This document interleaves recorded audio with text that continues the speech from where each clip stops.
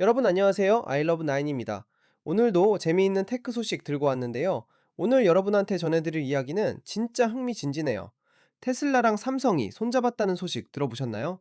그것도 단순한 협력이 아니라 오지 자동차용 모뎀 공급 계약이라는 거죠.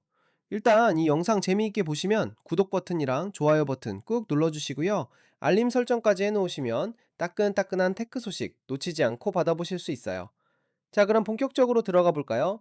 한국 쪽 보도에서 나온 건데요. 삼성전자가 테슬라한테 오지 자동차용 모뎀을 공급하기 시작한대요.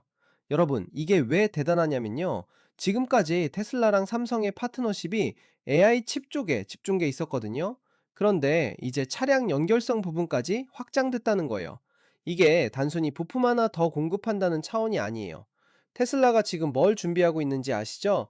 자율주행이랑 로보택시 사업을 본격적으로 확대하려고 하잖아요. 그 준비 과정에서 공급망을 다변화하고 차세대 통신 기술을 확보하려는 움직임이라는 거죠.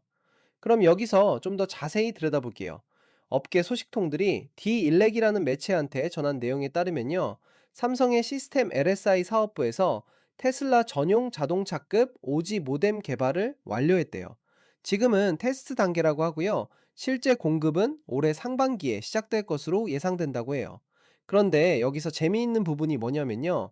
처음 배치되는 곳이 어딘지 아세요? 텍사스에 있는 테슬라 로보택시 차량이래요. 이게 진짜 핵심이에요.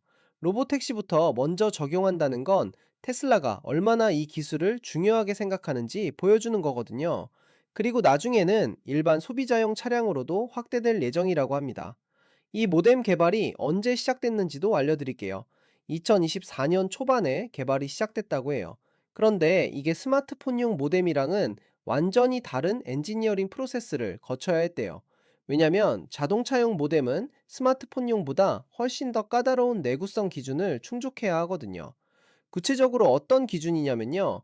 극한의 온도에 대한 저항성이 있어야 하고요. 진동에도 견딜 수 있어야 하고, 게다가 10년 이상의 서비스 수명 동안 안정적으로 작동해야 한대요. 스마트폰은 2년에서 3년 정도 쓰잖아요. 근데 자동차는 최소 10년은 타야 하니까 완전히 다른 수준의 안정성이 필요한 거죠. 여기서 또 하나 알아둘 점은요. 삼성이 칩 디자인은 자체적으로 내부에서 처리한대요. 근데 모듈 통합 작업은 파트너 회사가 담당할 거라고 하네요. 이런 식으로 역할 분담을 해서 효율성을 높이는 거죠. 자, 그럼 이게 왜 큰 뉴스냐? 이번 계약이 삼성이 테슬라한테 오지 차량용 모뎀을 공급하는 첫 번째 사례거든요. 지금까지 테슬라는 자동차 연결성 부분에서 퀄컴을 주로 사용해 왔어요. 그런데 이제 삼성이랑도 계약을 맺었다는 건 테슬라가 공급업체를 다변화하려는 노력을 진지하게 하고 있다는 신호예요. 생각해 보세요. 자율주행 기술이 발전하면서 연결성이 점점 더 중요해지고 있잖아요. 그러니까 한 곳에만 의존하는 게 리스크가 될 수 있는 거죠. 여러 공급업체를 확보해두면 공급망이 안정적으로 유지되고 협상력도 생기니까요. 그리고 이건 단순히 모뎀 공급 계약만이 아니에요. 테슬라랑 삼성의 관계가 빠르게 확대되고 있다는 증거거든요. 여러분 혹시 작년 중반에 발표된 소식 기억하세요? 테슬라가 삼성 파운드리 사업부를 선정해서 차세대 AI6 칩을 생산하기로 했다는 거예요. 그 계약 규모가 얼마였는지 아세요? 22조 7천억 원이 넘는다고 해요. 진짜 어마어마한 금액이죠. 그러니까 AI 칩 계약이랑 오지 모뎀 계약을 합치면요. 삼성이 테슬라의 미래 차량 플랫폼에서 핵심 반도체 파트너로 자리 잡게 되는 거예요. 이건 양쪽 회사 모두한테 엄청난 기회죠. 업계 전문가들은 이런 협력이 테슬라의 더 큰 전략과 맞물려 있다고 분석하고 있어요. 뭐냐면요. 중국이랑 대만 공급업체에 대한 의존도를 줄이려는 노력이라는 거죠. 지정학적 리스크랑 장기적인 공급 안정성이 이런 변화를 이끌고 있다고 보는데요. 특히 테슬라가 대규모 로보택시 배치를 준비하고 있는 시점에서는 더욱 그렇다고 해요. 실제로 국제 정세가 언제 어떻게 바뀔지 모르잖아요. 반도체 공급망이 흔들리면 자동차 생산이 바로 타격을 받거든요. 코로나 때 반도체 부족으로 자동차 회사들이 얼마나 고생했는지 다들 기억하시죠? 그런 상황을 다시 겪지 않으려면 공급망을 여러 국가로 분산시키는 게 필수적이에요. 그리고 여기서 오지 연결성이 왜 필요한지도 설명드릴게요. 테슬라의 완전 자율주행 시스템한테는 안정적이고 빠른 연결성이 필수적이거든요. 실시간 지도 정보를 받아야 하고요. 차량 관리도 해야 하고 계속해서 소프트웨어 업데이트도 받아야 하잖아요. 여러분, 테슬라 차 타보신 분들은 아실 텐데요. 테슬라는 무선 업데이트로 기능이 계속 추가되고 개선되잖아요. 이게 다 안정적인 통신 연결이 있어야 가능한 거예요. 로보택시 같은 경우에는 더욱 그렇죠. 사람이 타고 있지 않아도 차량이 스스로 판단하고 움직여야 하는데, 그러려면 실시간으로 데이터를 주고받을 수 있어야 하거든요. 차량 내부 AI 컴퓨팅이랑 새로운 오지 모뎀 공급업체를 결합함으로써 테슬라는 하드웨어 스택에 대한 통제력을 강화하고 글로벌 공급망도 단단하게 만들고 있는 거예요. 이건 단순히 부품 하나 바꾸는 수준이 아니라 전체 시스템 아키텍처를 최적화하는 전략이에요. 생각해보면 테슬라가 지금 하고 있는 건 수직 통합 전략이에요. 가능한 한 많은 부분을 자체적으로 개발하거나 통제하려고 하는 거죠. 배터리도 직접 만들고 AI 칩도 자체 개발하고 소프트웨어도 당연히 자체 개발이고요. 이제 통신 모뎀까지 다양한 파트너를 확보해서 선택권을 넓히는 거예요. 그리고 삼성 입장에서도 테슬라는 정말 중요한 고객이에요. 전기차 시장이 계속 성장하고 있고 테슬라가 그 시장의 리더니까요. 테슬라한테 부품을 공급한다는 건 다른 자동차 제조사들한테도 기술력을 증명하는 셈이거든요. 앞으로 더 많은 자동차 회사들이 삼성한테 관심을 가질 수 있다는 거죠.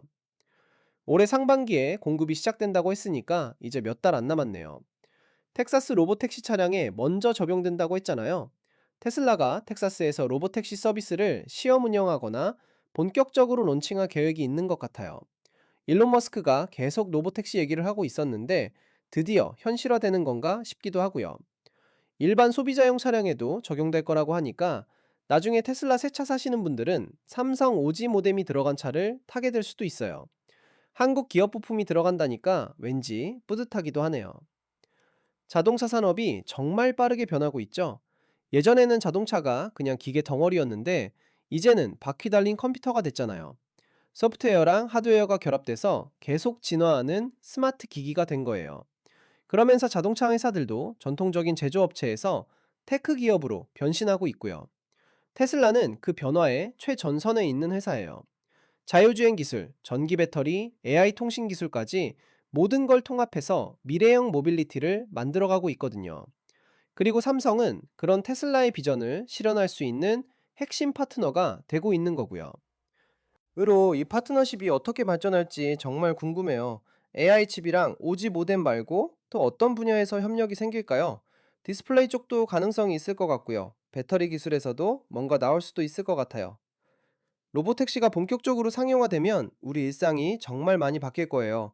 차를 소유할 필요 없이 필요할 때마다 자율주행 택시를 부르면 되는 세상이 오는 거잖아요. 주차 걱정도 없고, 운전 스트레스도 없고, 이동하면서 일하거나 휴식을 취할 수 있게 되는 거죠.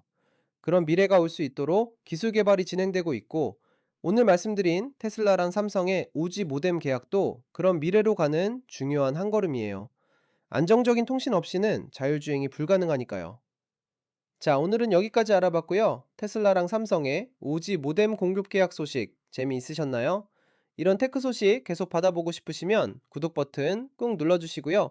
좋아요랑 알림 설정까지 부탁드려요. 다음에 또 재미있는 소식 들고 올게요. I love 9이었습니다. 안녕.